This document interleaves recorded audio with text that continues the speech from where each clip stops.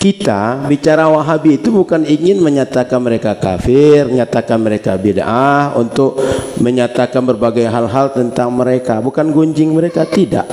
Kita ini bicara Wahabi ini sekedar untuk mengingatkan masyarakat agar hati-hati dengan pemikiran mereka, karena ini banyak anak-anak, banyak masyarakat yang mereka tak paham bagaimana sesungguhnya pergerakan Wahabi. Kalaulah kita melihat real keadaan masyarakat, di rumah kita ada TV, di TV itu puluhan channel punya Wahabi, ada Roja TV, di sini ada berbagai media. Pokoknya Wahabi menguasai media dan mereka memang berusaha untuk itu. Buka lagi Facebook, buka lagi media sosial, banyak, buka lagi internet, Wahabi aja isinya. Sehingga kalau tak diingatkan, kalau tak diberitahukan, ini akan mengembang pemikiran ini, masyarakat terancam. Sehingga nanti kalian akan tengok anak-anak muda ini, mereka akan menghancurkan bom di masjid-masjid, mereka akan hancurkan bom di jalan-jalan, akan dihancurkan berbagai tempat. Yang korban kita. Lalu ibu-ibu akan berteriak nangis, bapak-bapak nangis terhadap anak dia. Sudah mati, apalah mau disesali lagi. Sebelum menyesal, kita ingatkan. Maka kita bicara tentang Wahabi, tujuannya bukan sedang memperbincangkan tentang mereka, bukan tentang pentingnya mereka, tapi mewanti-wanti masyarakat, mengingatkan masyarakat jangan tertipu oleh Wahabi. Itu sebenarnya.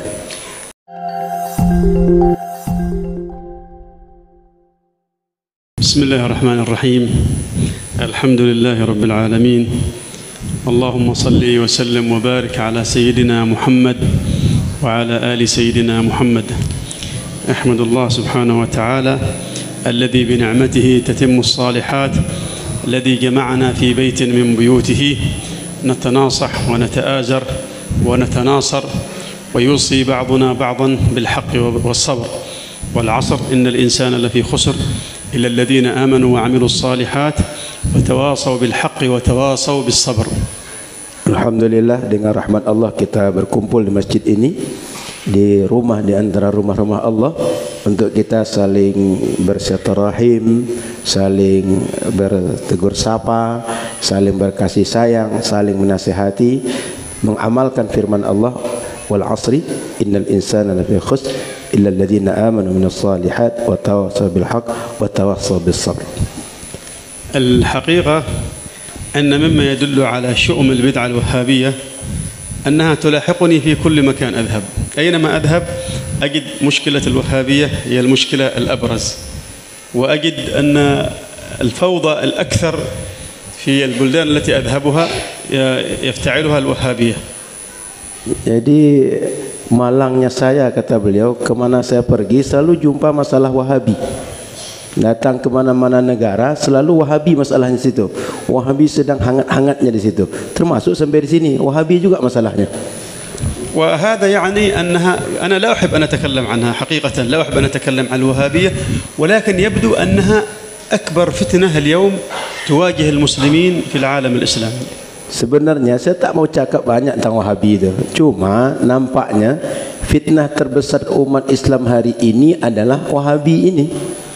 لو أن الوهابية ظهرت في بلادها وكانت مجرد فكرة، يعني أفكار تبناها أناس بسبب اجتهاد، لقلنا هذا رأيهم واجتهادهم وكل يعمل على شاكلته. ولكن مشكلة هؤلاء أنهم سلكوا هذا المذهب المخالف تماما لأهل السنة والجماعة، وأصبحوا ينشرونه بكل الوسائل، وسيطروا على وسائل الإعلام، وسيطروا على المال، وسيطروا على القنوات الفضائية، وسيطروا على الإنترنت، ويفعلون كل ما بوسعهم من أجل أن ينشروا هذا المذهب الخطير المتطرف في كل أصقاع الأرض. Kalau sekedar Wahabi hadir, mereka sebarkan paham mereka, beramal dengan paham mereka, nggak ada masalah. Yang repot itu Wahabi hadir di kelompok masyarakat, dia beda dengan yang lain, dia tak sama dengan ahlu sunnah, kemudian menguasai semua media.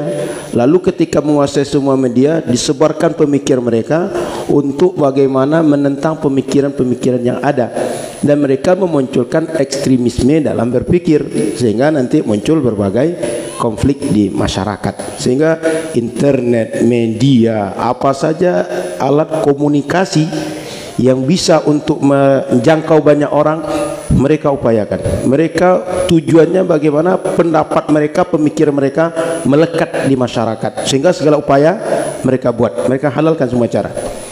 ونحن نعرف أو نعتقد أن شيوخنا في هذه البلدة المباركة الشيخ كيائي محمد عيدروس، جميع المشايخ في هذه البلدة لم يشغلوا أنفسهم بالحديث عن الوهابية لأنهم يحبون المشاكل أو يحبون المصادمات مع الناس، ولكن لأن هنالك خطر يهدد هذه البلاد، هنالك خطر يهدد العقول ويهدد العقائد ويهدد الإيمان، يهدد الأطفال، يهدد الشباب، لأن هذا الفكر يتخطف العقول ويتخطف خصوصا الصبيان الشباب الذين لا يعون ولا يفهمون الأمور بشكل جيد. Sebenarnya para guru kita syekh-syekh di Indonesia ini juga nggak suka bicara tentang Wahabi.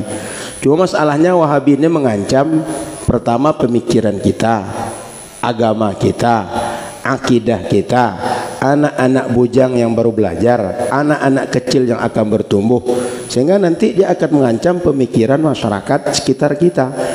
Kalau tak dibendung segera, nanti anak-anak muda yang baru belajar, mereka yang baru semangat belajar, anak-anak yang akan tumbuh, mereka akan bawa pemikiran ekstremisme yang dia mengancam kebersamaan kita. نحن إذا أردنا أن نتحدث عن الوهابية هل هم من أهل السنة أو هم من أهل السنة، في الحقيقة لا نحتاج أن نقيم دليل على ذلك. يعني لو سألنا أنفسنا متى ظهرت كم عمر هذا اللقب، يعني لقب أهل السنة والجماعة كم عمره؟ هذا اللقب ظهر في القرن الأول، في أواخر قرن الصحابة ظهر هذا اللقب، والوهابية ظهرت قبل 200 سنة. إذن هذا يعني أن فكرة الوهابية فكر طارئ على المسلمين، ليس هو فكر أهل السنة والجماعة. أهل السنة والجماعة هو الإسلام الصافي الخالص الذي كان عليه الصحابة وكان عليه التابعون. هل يمكن أن يكون الصحابة والتابعون وأتباع التابعين وسلف الأمة هؤلاء كلهم لم يكونوا من أهل السنة حتى ظهر هؤلاء في القرن الثالث عشر أو في القرن الثاني عشر وقالوا نحن أهل السنة؟ هل يمكن أن يكون هذا معقولا مقبولا؟ Jadi apakah Wahabi ahlu sunnah atau tidak, sebenarnya nggak perlu kita memberikan argumen untuk memberikan bukti, membuka berbagai lembar sejarah. Ahlu sunnah itu adalah istilah yang telah muncul sejak abad pertama Islam. Wahabi ini muncul baru abad 12, abad ke-13.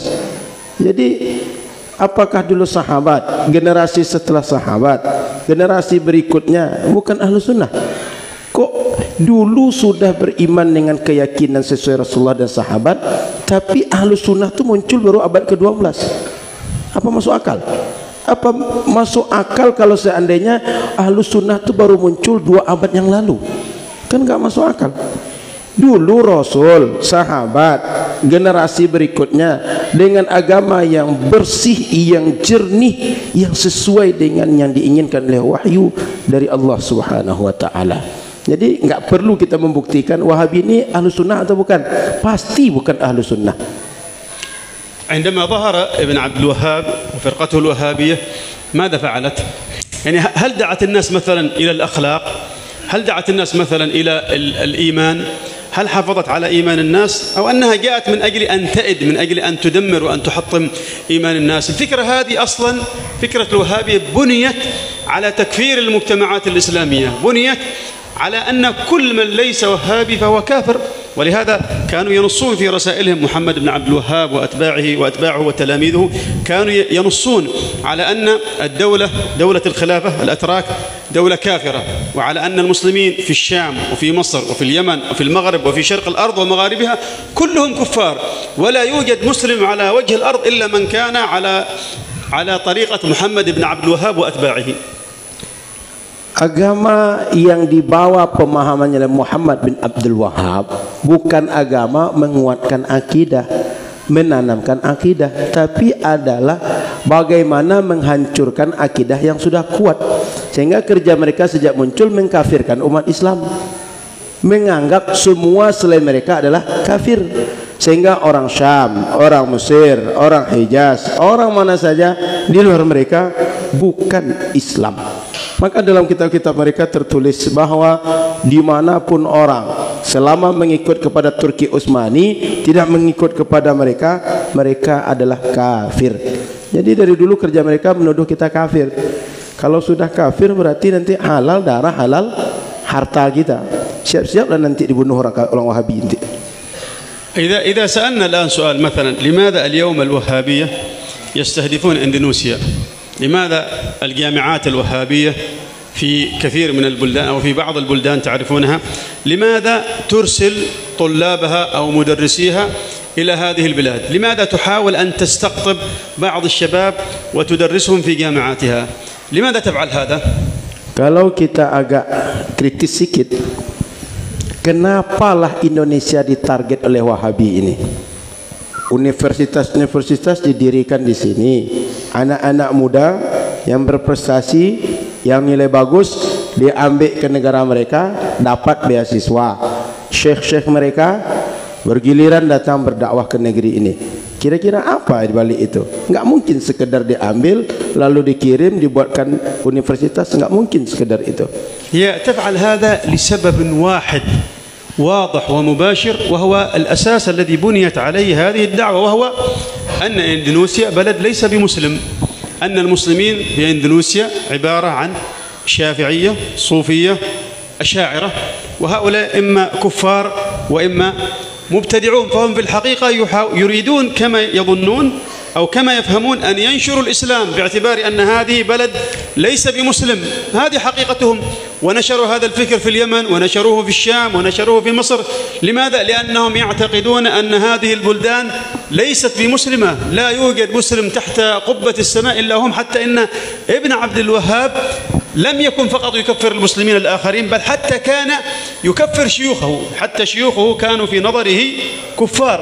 كان يقول إن لا إله إلا الله، كلمة لا إله إلا الله لم يكن يوجد أحد على وجه الأرض يعرفها، حتى شيوخي يقول، حتى شيوخي لم يكونوا يعرفونها إلا عندما أنا أتيت وعلمت الناس التوحيد. عندما أنا جئت وعلمتهم عرف شيوخي وعرف الآخرون التوحيد وعرفوا الإيمان. هذا يعني أنهم كانوا قبل أن آتي إليهم أنا، هو يقول، لم يكونوا مسلمين، كانوا كفار.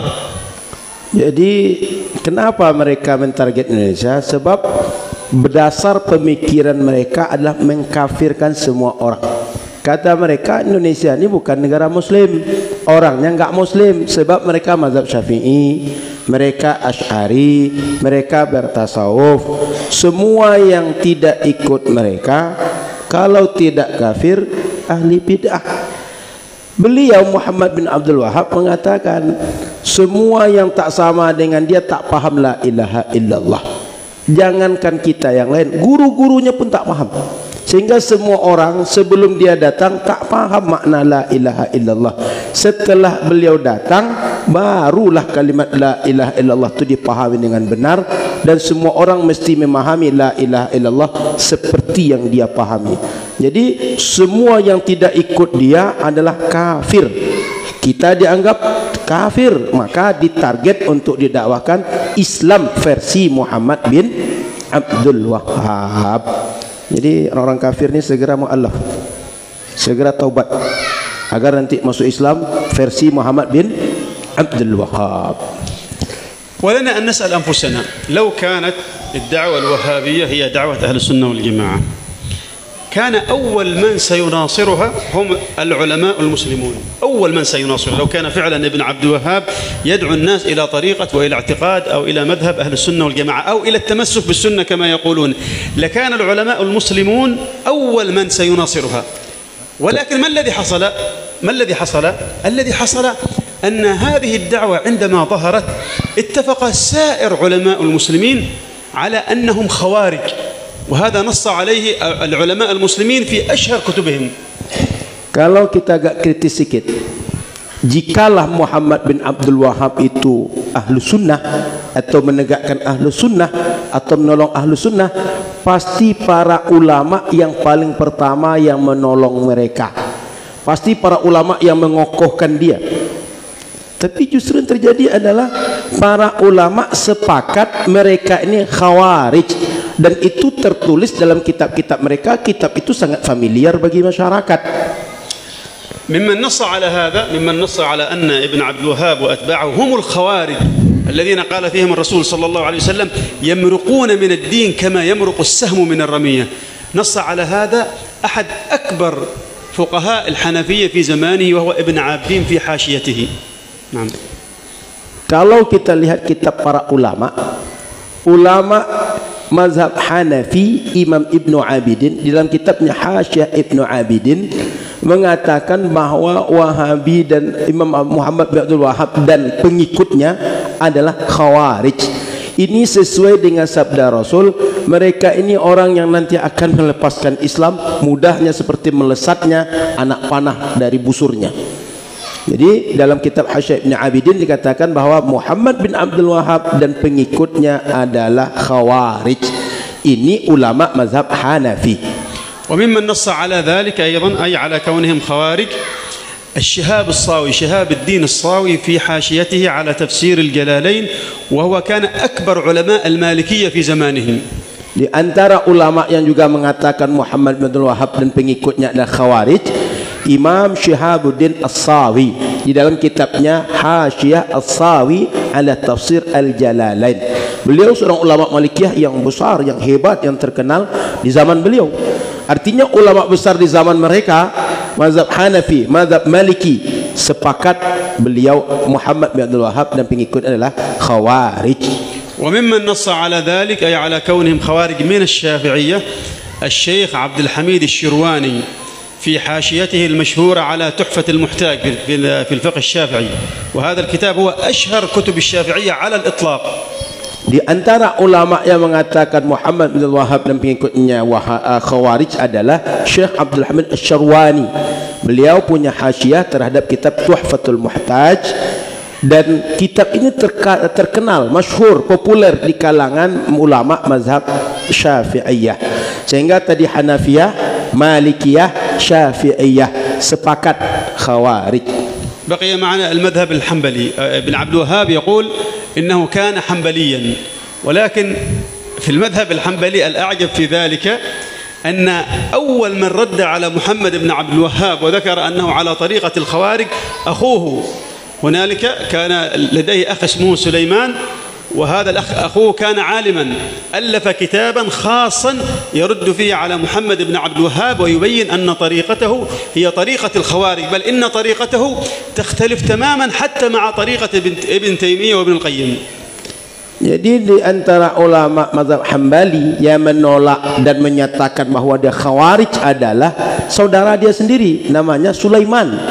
Jadi Sulaiman saudara dari Muhammad bin Abdul Wahab bahkan menulis sebuah buku yang khusus untuk membantah Muhammad bin Abdul Wahab dan pengikutnya. Dia mengatakan bahwa Muhammad bin Abdul Wahab adalah Khawarij. Mazhab dia, isi pemikiran dia berbeda sama sekali dengan Ibnu Taimiyah dan Ibnu Qayyim Al-Jauziyah. وهذه الأسماء التي ذكرتها فقط مجرد مثال لكل مذهب، يعني ذكرنا عالما محققا في هذا المذهب، وإلا فجميع العلماء كل الفقهاء علماء المذاهب الأربعة اتفقوا على أن محمد بن عبد الوهاب وأتباعه خوارج. Ini yang disebutkan ini cuma contoh saja, sebab mereka ulama besar, representasi mazhab-mazhab yang empat. Kalaulah kita buka lembaran kitab, kita tengok para ulama masing-masing mengungkapkan, sepakat ulama semua mereka ini adalah Khawarij. Tapi cukup untuk mewakili representasi empat mazhab, empat ulama tadi kita sebutkan. إذن بعد أن يتفق علماء المسلمين ويتفق علماء المذاهب الأربعة، فقهاء المذاهب الأربعة، على أن الوهابية خوارج، هل نحتاج بعد هذا إلى محاضرة أو أن نسأل هل الوهابية من أهل السنة والجماعة؟ Kalau sudah ulama empat mazhab sepakat mereka bukan Ahlus Sunnah, mereka adalah Khawarij, apa perlu lagi daurah, muhadarah, perlu lagi berbagai seminar untuk bertanya ini Wahabiyah ini Ahlus Sunnah atau bukan? Enggak perlu lagi, dah sepakat dah semua ulama. Jadi tinggal kita ikut ulama aja lagi. Kalau ada yang bilang mereka bukan Khawarij, berarti mereka bukan ulama itu. Kalau ulama bilang Wahabi adalah Khawarij, yang bukan ulama bilang mereka Ahlus Sunnah. Mau ikut ulama atau tidak? Ke ulama kan? Wahabi Khawarij. أنا أعلم أن كثير من الناس لا يحب هذا الكلام. يقول لك أنتم تجتمعون في المسجد من أجل أن تتكلموا في الناس، من أجل أن تبدعوا الناس، من أجل أن تطعنوا في الناس. ولكن الحقيقة نحن نجتمع هنا ونتكلم في هؤلاء لنحذر الناس من خطر يتخطف الأطفال والشباب والنساء والرجال، وهذا الخطر موجود في كل بيت. اليوم افتح التلفزيون أنت ستجد عشرات القنوات يتحدث فيها وهابيون، افتح الانترنت ستجد أمامك الوهابية، افتح جميع وسائل التواصل الاجتماعي ستجد أن الانتشار الأكبر لهذا الفكر. إذا نحن يجب أن نحصن أنفسنا، يجب أن نخاف على أنفسنا ونخاف على أولادنا ونخاف على شبابنا حتى لا يتحول إلى إرهابيين يفجرون في المساجد ويفجرون في الشوارع. والله لو انتشر هذا الفكر ستجد التفجيرات والاغتيالات في كل مكان، وكل امرأة سوف تنوح على أبنائها، وكل رجل سوف يبكي دم على أبنائه وسوف يندب لأنه لم يحذر المسلمين من خطر هؤلاء. Kita bicara Wahabi itu bukan ingin menyatakan mereka kafir, menyatakan mereka bid'ah, untuk menyatakan berbagai hal-hal tentang mereka, bukan gunjing mereka, tidak. Kita ini bicara Wahabi ini sekedar untuk mengingatkan masyarakat agar hati-hati dengan pemikiran mereka, karena ini banyak anak-anak, banyak masyarakat yang mereka tak paham bagaimana sesungguhnya pergerakan Wahabi. Kalaulah kita melihat real keadaan masyarakat, di rumah kita ada TV, di TV itu puluhan channel punya Wahabi, ada Roja TV, di sini ada berbagai media. Pokoknya Wahabi menguasai media dan mereka memang berusaha untuk itu. Buka lagi Facebook, buka lagi media sosial, banyak, buka lagi internet, Wahabi aja isinya. Sehingga kalau tak diingatkan, kalau tak diberitahukan, ini akan mengembang pemikiran ini, masyarakat terancam. Sehingga nanti kalian akan tengok anak-anak muda ini, mereka akan menghancurkan bom di masjid-masjid, mereka akan hancurkan bom di jalan-jalan, akan dihancurkan berbagai tempat. Yang korban kita, lalu ibu-ibu akan berteriak nangis, bapak-bapak nangis terhadap anak dia, sudah mati apalah mau disesali lagi. Sebelum menyesal, kita ingatkan. Maka kita bicara tentang Wahabi, tujuannya bukan sedang memperbincangkan tentang mereka, bukan tentang pentingnya mereka, tapi mewanti-wanti masyarakat, mengingatkan masyarakat jangan tertipu oleh Wahabi. Itu sebenarnya. الوهابية عندنا في الدول العربية ترى أن إندونيسيا صيد ثمين، ترى أن هذا البلد صيد ثمين، وبأنه بإمكانهم أن يأتوا إلى هذا البلد ويغيروا عقيدته ويغيروا منهجه. ولهذا أصبحوا الآن يرسلون دعاة ويرسلون طلاب علم إلى هذا البلد باسم أنهم شافعية، يتظاهرون أنهم شافعية وهم في الحقيقة يدسون التكفير بين الشباب، يدسون التكفير ويدسون الأفكار المتطرفة. إذا لم ننتبه لهؤلاء سيتحول أبنائنا إلى قنابل موقوتة، سيتحول أبنائنا إلى عبوات متفجرة. Mereka orang Arab memandang Indonesia ini bagikan buruan yang sangat berharga. Kita ini macam buruan yang berharga, sehingga semua orang tertarik untuk mengejarnya. Maka mereka kirim para dai, kirim para syekh. Tujuannya apa? Untuk menyebarkan pemikiran mereka. Cuma dia bunglon, pakainya Syafi'iyah, tapi isinya menghancurkan Syafi'i dari dalam. Isinya Wahabi. Mereka berpakaian dengan berbagai istilah ulama, tapi isinya adalah bagaimana memusuhi ulama, memusuhi ilmu. Akhirnya nanti akan terjadi pemikiran-pemikiran ekstremisme akan tersebar di masyarakat, sehingga orang-orang nanti akan berpikiran bagaimana bisa menghancurkan satu dengan yang lain, dan mereka akan merubah akidah, manhaj dan keyakinan umat dengan mengirim utusan-utusan itu. Karena bagi mereka buruan yang sangat berharga Indonesia ini. وأعتقد بعد هذا العرض السريع الوجيز أننا أدركنا ما هي الأسباب التي جعلت شابا مثلي في ذلك الزمان طبعا يترك الفكر الوهابي إلى مذهب أهل السنة والجماعة. والشيخ طلب مني، سيدي الشيخ الكيائي محمد عيدروس، طلب مني أن أتحدث لماذا أنا يوم من الأيام كنت وهابيا ثم انتقلت إلى مذهب أهل السنة والجماعة. هذا الكلام الذي سقناه من بداية المحاضرة أعتقد أنه يعطي جوابا لهذا السؤال. Jadi kata beliau, dengan pemaparan yang singkat yang barusan ini, saya yakin semuanya sudah mulai paham kenapa lah banyak anak-anak muda mulai taubat dari Wahabi sehingga mereka balik kepada Ahlus Sunnah wal Jamaah. Sebab tertipu di awalnya, dan bahaya pemikiran ini bila terus untuk dipegang. Makanya saya kalau tadi kata Kiai cerita tentang gimana taubat dari Wahabi kepada Ahlus Sunnah, kira-kira saya yakin jamaah sudah bisa menangkap sebabnya kenapa saya taubat.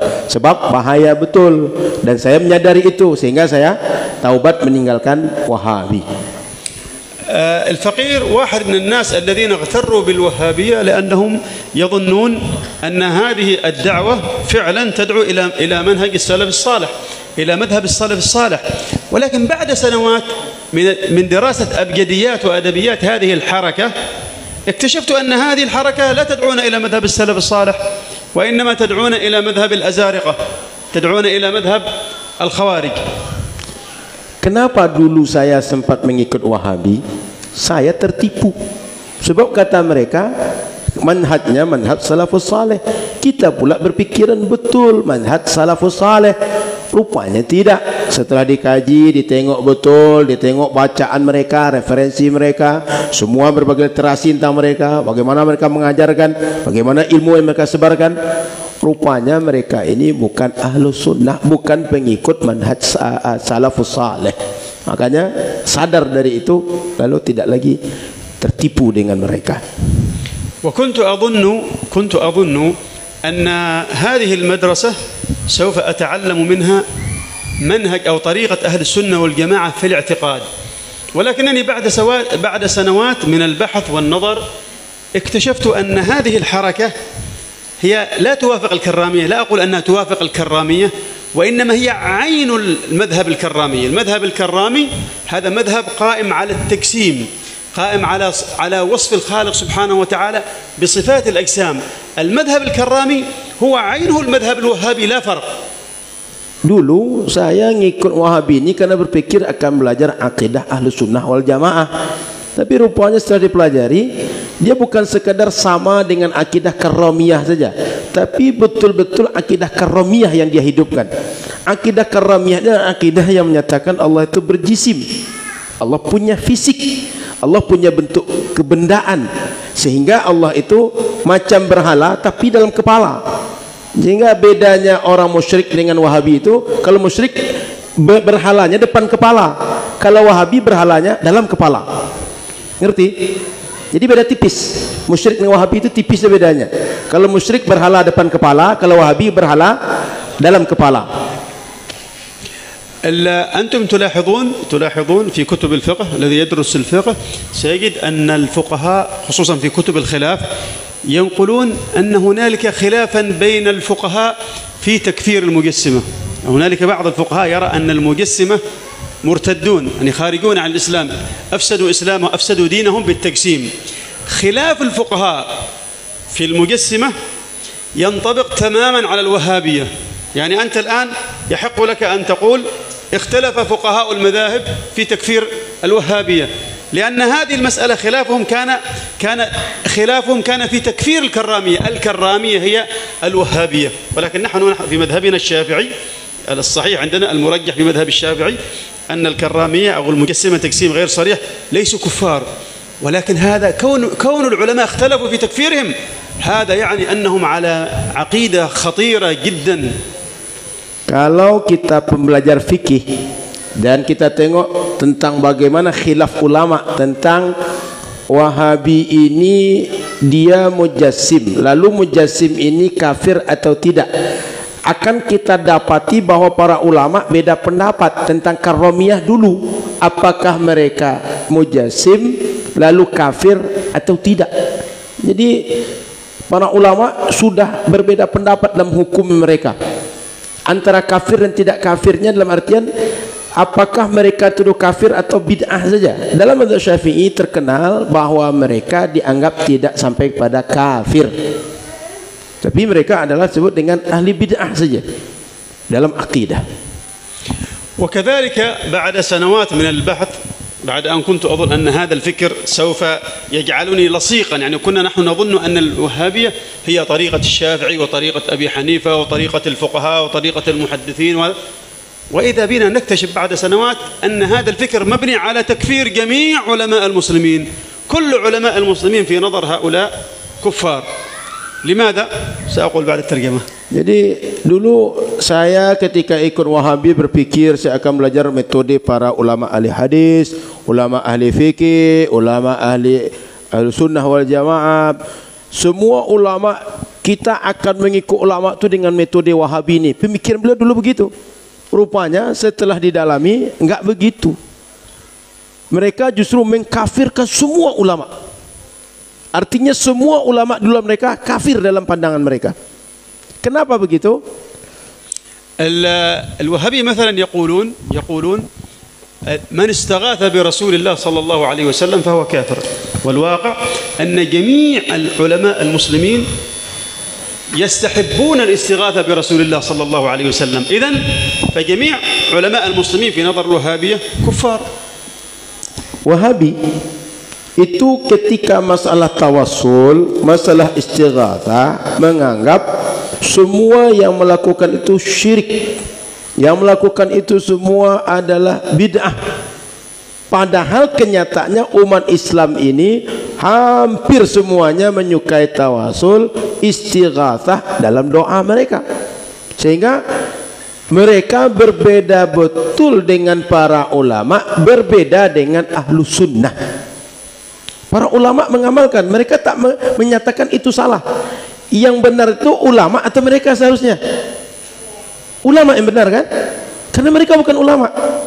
Jadi yang benar itu harusnya ulama. Tapi kata mereka tawassul, istighatsah, syirik.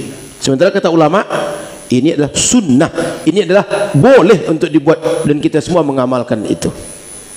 إذن بعد هذا كله لماذا أسلك طريق الوهابية؟ سيقول بعض الناس مثلا أنا أسلك طريق الوهابية لأن هؤلاء علماء في الحديث، لأنهم من أهل الحديث. الواقع يقول الحقيقة العلمية التاريخية تقول إن الكرامية والخوارج لا علاقة لهم بعلم الحديث، وأن أهل الحديث هذا اللقب تاريخيا لم يكن يطلق إلا على أتباع الإمام الشافعي. يعني نحن أنتم أهل أندونيسيا، أنتم أهل الحديث، أهل أندونيسيا، ماليزيا، اليمن، قبل أن يظهر هؤلاء تاريخيا هم أهل الحديث وليسوا هم الوهابية. إذا أردت أن تطلب الحديث فعليك بأهل السنة، عليك بأهل التصوف، عليك بأهل التمذهب. أما هؤلاء فهم مجرد أدعياء لا يوجد عندهم هذا العلم، علم الحديث. وأنا أكلمكم هنا من مصدر خبرة، من معاشرة ومن ممارسة ومن مباشرة لهذا العلم. أنا كنت هنالك في بعض مراكزهم أدرس الحديث، ولكني وجدت أنهم لا يعرفون شيئا يذكر عن علم الحديث. Dulu saya mengira mereka ini ulama ahli hadis sehingga saya mau ngikut mereka. Tapi rupanya setelah dipelajari mereka sama sekali bukan ahli hadis. Sama dulu Karramiyah, Khawarij juga bukan ahli hadis. Nggak ada hubungannya mereka. Nggak ada secuil pun ilmu mereka dalam ilmu hadis. Saya ini kata beliau sudah lama mempelajari Wahabi itu. Bahkan saya ini pengajar di beberapa tempat yang mengajarkan tentang bagaimana ilmu hadis dalam versi Wahabi. Sehingga hubungan saya banyak dengan mereka, dengan tokoh mereka, dengan kitab mereka, dengan metode mereka. Saya ngajarkan. Enggak didapati mereka itu ahli hadis. Mereka itu cuma orang yang ngaku-ngaku ahli hadis. Bukan ahli hadis mereka. Yang justru ahli hadis itu sejak dahulu istilah itu diberikan kepada Imam Syafi'i dan pengikut Imam Syafi'i. Sehingga kalian yang pengikut Imam Syafi'i ini ahlu hadis sebenarnya. Mereka ahlul hadas.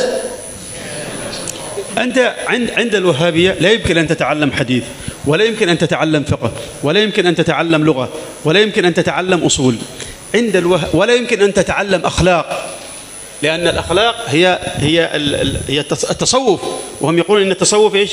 كفر وشرك. الشيء الوحيد الذي يمكن أن تتعلمه عند الوهابية هي كيف يمكن أن تكون تكفيريا، كيف يمكن أن تكون إرهابيا، كيف يمكن أن تفجر في الأسواق، كيف يمكن أن تكفر أباك وأمك وأخاك وأشياخك. هذا هو الشيء الوحيد الذي يمكن أن تتعلمه من الوهابية.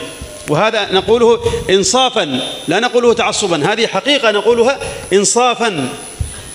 Jadi kata beliau, kita kalau sudah ngikut Wahabi nggak akan mungkin belajar akidah, belajar fikih, belajar hadis, belajar nahu, belajar semua ilmu keislaman nggak akan dapat dari mereka. Satu-satunya yang akan dapat dari mereka adalah ilmu mengkafirkan orang.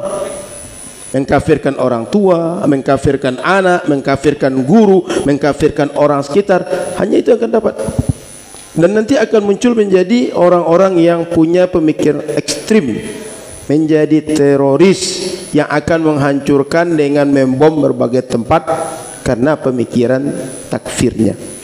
Sehingga tak akan mungkin dapat ilmu dari mereka, apalagi dapat ilmu akhlak. Akhlak itu tasawuf. Kata mereka tasawuf itu syirik, khurafat, bid'ah. Gimana mungkin mau dapat akhlak dari Wahabi? Jadi Wahabi itu tak berakhlak. تعرفون وأنا أمشي في شوارع إندونيسيا أو حتى عندما حلقت الطائرة فوق سومطرة رأيت سومطرة هذه قطعة خضراء لا يبدو شيء من اليابسة إلا موضع الطريق، طريق السيارات. وعندما أتنقل هنا أتعجب من الخضرة ومن الماء ومن المطرة. والله لو انتشرت الوهابية لتحولت هذه البلاد إلى صحراء. أنا أقول هذا لأن هذا حدث معنا نحن، معنا في اليمن. كنا في بعض الأماكن تشبه إندونيسيا خضراء، عندما انتشر فيها هذا الفكر وأصبح كل شيء بدعة، الصلاة على النبي بدعة، الموالد بدعة، مجالس الذكر بدعة، تحولت البلاد من خضرة إلى قحط، إلى يبس، أصبحت يابسة قاحلة. Saya ketika lewat di atas Indonesia, begitu mau landing di Pekanbaru, landing di Jakarta, tengok Indonesia ini subur, hijau, semuanya basah. Artinya basah ini bukan basah banjir, tapi hijau, menyenangkan. Ini kalau seandainya dibiarkan Wahabi berkembang, nanti yang hijau, yang basah ini, yang subur ini, siap-siap saja akan menjadi padang yang tandus, akan menjadi negeri yang kering. Yang tadi subur akan menjadi negeri yang tidak lagi kering, tidak lagi subur seperti sekarang. Kami, negeri kami dulu sama kayak Indonesia, hijau, subur. Tapi begitu kami mengatakan bahwa salawat itu adalah bid'ah, majlis zikir bid'ah, berbagai amaliyah menghidupkan sunnah itu kami anggap bid'ah, Wahabi menyebar di tempat kami, mereka menguasai, sehingga segala amaliyah itu dituduh bid'ah, ditinggalkan masyarakat. Negeri kami berubah menjadi negeri yang tak lagi subur, hujan jarang turun, tidak lagi hijau. Jadi ini pengalaman, keberkahan diambil oleh Allah. Beliau bicara ini bukan karena fanatis kata beliau, tapi insaf, dengan penuh kesadaran dari pengalaman yang sudah dirasakan dan perasaan psikologis yang beliau rasakan sendiri. Orang yang lama berkecimpung di Wahabi lalu tersadar dari Wahabi itu. نحن مهما اختلفنا في هذا المجلس قد نختلف في هذا الكلام الذي قلته، الناس بطبيعتهم يختلفون، لكننا لن نختلف في أهمية ووجوب وضرورة المحافظة على هذا البلد، على أمنه، على استقراره، على اقتصاده، على مائه، على خضرته. والله يا جماعة أنا لا أحاضر، أنا هنا أنصح، أنا هنا نذير لكم. أنا بدأت كلمتي بقول الله تعالى: والعصر إن الإنسان لفي خسر إلا الذين آمنوا وعملوا الصالحات وتواصوا بالحق وتواصوا بالصبر. أنا نذير لكم.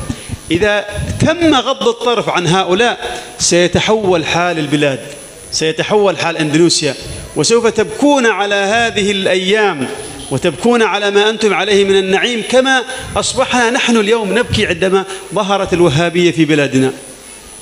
Saya, kata beliau, sangat yakin kita di majlis ini mungkin saja akan beda pemahaman, akan beda apa yang kita tangkap dari yang disampaikan. Tapi saya yakin kita sebenarnya sepakat menjaga keamanan negeri, kesuburan negeri, keutuhan negeri. Kata beliau pasti kita sepakat untuk itu. Maka oleh karena itu kita mesti sama-sama menjaga negeri kita sendiri. Sehingga kalau kita ini pengen negeri kita tetap subur, airnya tetap mengalir, tetap turun hujan, cukup, dan kita semuanya dalam keadaan cukup dengan karunia Allah. Tapi kalau seandainya pemikiran Wahabi ini dibiarkan, khawatir, saya mengingatkan dari sekarang akan terjadi seperti pengalaman yang sudah kami lalui. Sehingga hari-hari yang seperti sekarang ini, yang nikmat ini, yang hijau ini, yang senang ini, yang subur ini, yang kita sejuk merasakan di negeri ini, hanya akan menjadi tangisan yang dia hanya penuh penyesalan. Seperti kami, dulu negeri kami subur, hijau, senang kami di situ, nikmat rasanya dengan keadaan yang sejuk negeri kami. Sekarang sudah berubah. Kenapa? Sejak tersebarnya Wahabi. Jangan sampai terjadi negeri kita. Saya dari awal mengingatkan, saya bukan berlebih-lebihan, tapi saya sekedar mengingatkan. Makanya saya buka muhadharah tadi, ceramah tadi dengan wal asri, bahwa kita ini saling menasihati.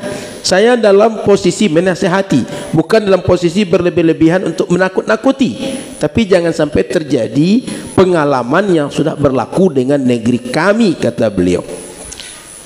ونحن إذا نتكلم عن هذه البدعة الخطيرة نريد أن نوصي إخواننا في أندونيسيا إلى أن يعرفوا معلومة مهمة جدا جدا، وهو إلى أن كل جانب من جوانب الحياة له رجال أمن. يعني هنا نحن اليوم في هذا البلد مثلا هنالك جيش يحمي هذه البلاد من عدو خارجي، صح ولا لا؟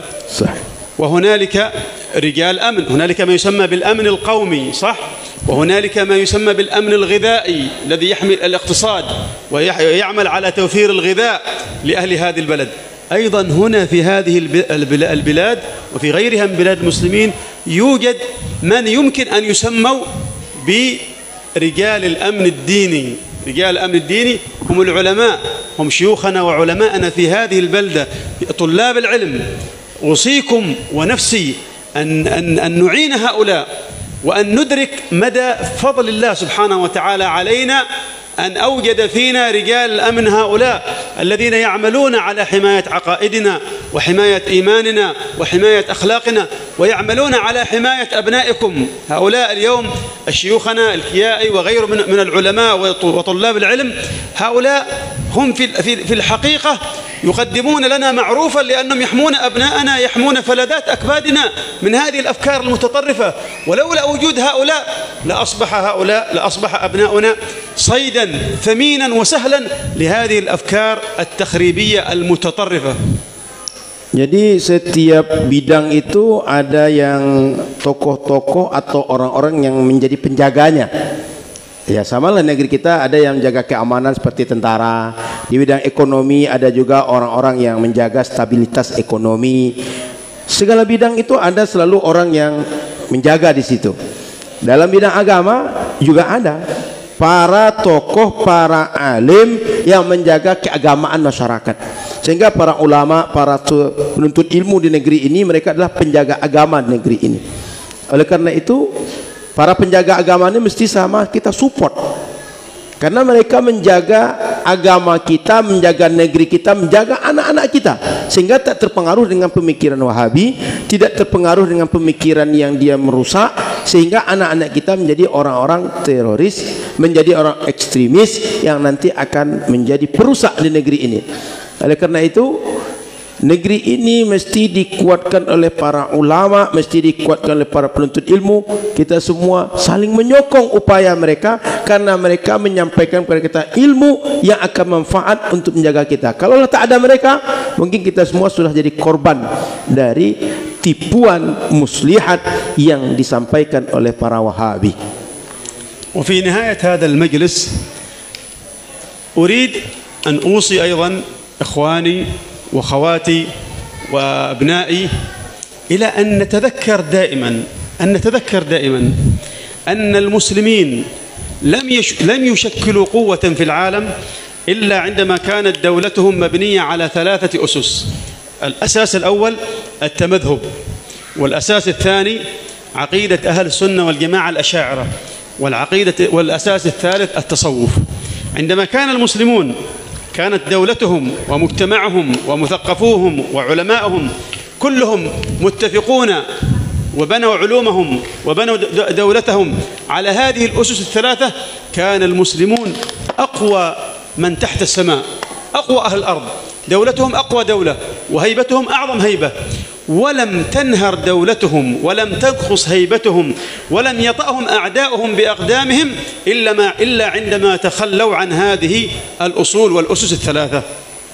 Umat Islam sejak dahulu mereka akan kuat selama mereka dalam berfikih bermadhab, kemudian dalam suluk mereka bertasawuf, dan mereka berakidah Ahlus Sunnah wal Jamaah. Selama masih berpegang dengan tiga pokok ini, dengan tiga tiang ini, maka pasukan umat Islam, tentara umat Islam, dan umat Islam selamanya akan kuat. Mereka akan dimuliakan, mereka akan disegani, mereka akan ditakuti. Tapi kalau sudah lepas dari tiga ini, kita tak ada kekuatan, kita akan lemah, kita tidak akan lagi dianggap sebagai yang menakutkan. Maka umat Islam mesti menjaga, mesti bermazhab, mesti bertasawuf, mesti mereka mengikut akidah sunnah, ahli sunnah wal jamaah. فنسأل الله سبحانه وتعالى أن يجنبنا وإياكم وهذا البلد وجميع المسلمين شر الأشرار وطوارق الليل والنهار إلا طارقا يطرق بخير يا رحمن. صلى الله على نبينا محمد وعلى آله وصحبه وسلم. ونكتفي بهذا القدر. إذا كان أحدهم مثلا لديه استفسار أو لديه زيادة أو لديه تعقب فنحن يعني صدورنا مفتوحة للجميع. Saya kira kita boleh cukup materi malam hari ini, muhadarah, ceramah malam hari ini. Kita berdoa pada Allah agar dijaga semuanya oleh Allah, dijaga negeri ini, dijaga umatnya, dijaga agama kita semua. Mudah-mudahan Allah Subhanahu wa taala menolong kita semua.